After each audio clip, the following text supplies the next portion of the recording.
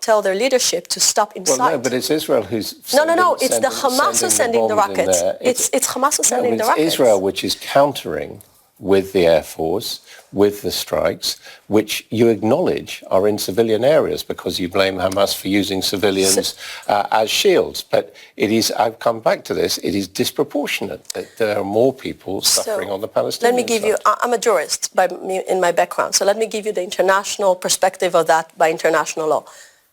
Israel is respecting the international law. According to international law, whenever you're under a war with a terror organization, you can shoot to the targets in order to destroy the facilities of this terror organization. This is what Israel has been doing for the last 2 days in order to protect our citizens. Even if it results in significant civilian casualties. We're doing everything in our power not to harm children. But if you stop the attacks... But we need to protect the Israeli children as well. You need to understand. Yeah, but if you stop the attacks, you wouldn't be killing Palestinian children. So you expect us just to have fire on our cities and our children and do nothing? Do you expect that from a sovereign nation, not to protect its citizens? This is what you're basically saying. I say people who've been victim of terror attacks, countries who've been victim of terror attacks do not always respond in the way that Israel's responding. Well, I can tell you, and it's legitimate. I've seen many countries that were under terror attacks. They were always protecting their citizens. Definitely a democracy like Israel who protects human rights.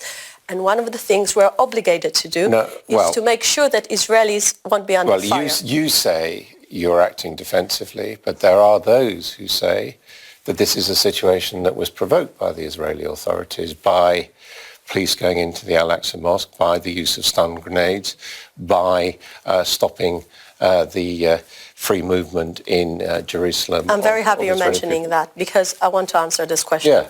Do you accept that the police overreacted? I want to answer what's happening on the ground and what's the reason we've seen the picture we've seen. For many years, Ramadan month, this holy time of the year, thousands of Muslims were praying and worshipping on Temple Mount. Nothing happened, never in the past for the last many years that Israel has freedom of worship to all religions. What happened this year?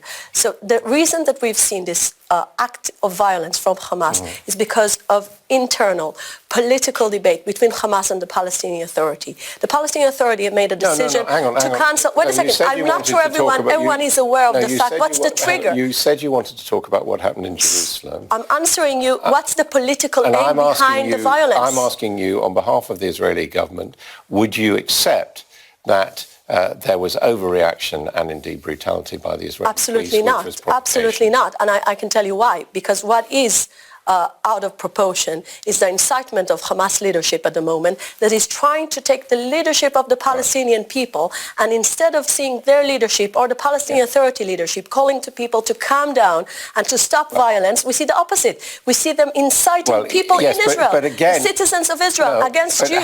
We see them calling for holy and religious war. This is what's happening on the ground. Hamas is using this political crisis in the Palestinian Authority in order to harm Israelis and civilians. But I'm asking you about Israel. Is Mr. Netanyahu exploiting this political crisis as we know himself? All political leaders in Israel today want Israel to respond to Hamas aggression and to Hamas attacks on Israeli civilians because this is what every country would have done. Not in the way that it's going on. No, in a way. Actually, some people say we're being too gentle. Some people say we're being too gentle. As long as our cities are still under fire, we're being probably too gentle because we need to stop those rockets being fired on our cities and our civilians and our children. The real trigger is the political debate between the Palestinian Authority and Hamas. But it also stands, doesn't it, that the two-state solution cannot be possible so long as the settlement program continues and the claiming of East Jerusalem, can it? Look at Gaza. Hamas is shooting from Gaza. No settlements in Gaza, as you know, because Israel withdrew in 2005. What was the result? More radicals took over, and they're shooting rockets on the heart of Israel. They're shooting rockets on Tel Aviv. Do you think Tel Aviv is a settlement? What I'm saying is they're radicals on both sides, aren't they?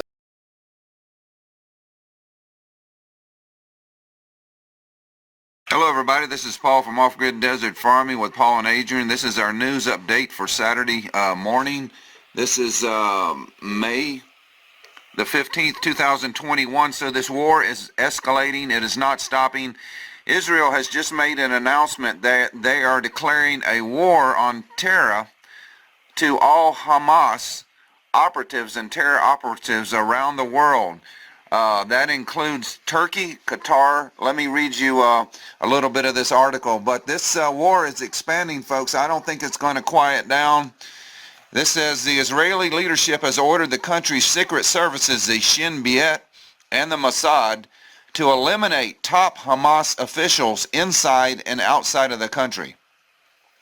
According to the information broadcast by Israeli television, the Israeli secret services will strike in countries such as Iran, Turkey, Qatar, Malaysia, countries that host, finance, and train Hamas officials.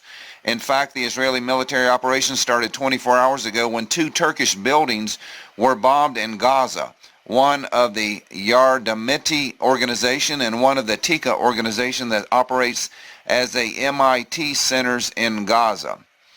Also, the Al Jazeera TV network was taken out this morning. It was it also houses the AP news broadcasting in the Gaza Strip. The army bombed a 13-story building housing the headquarters of Qatari's Al Jazeera. The relentless warfare that Israel has just declared will have a huge impact on both its relations with Turkey and the relations with Qatar, the axis that supports the Muslim Brotherhood. So Israel now is going after Hamas officials all across the world, even in Turkey, Iran, Qatar, and other countries that they find them. So like I said, this is expanding. Turkey's going to get involved. So this could be the war, folks, the wider war, the Middle East war that everybody's been waiting on to happen for the last 30, 40, 50 years. Also, the missiles from Gaza are raining down on Israel. They have hit a port city of Ashdod.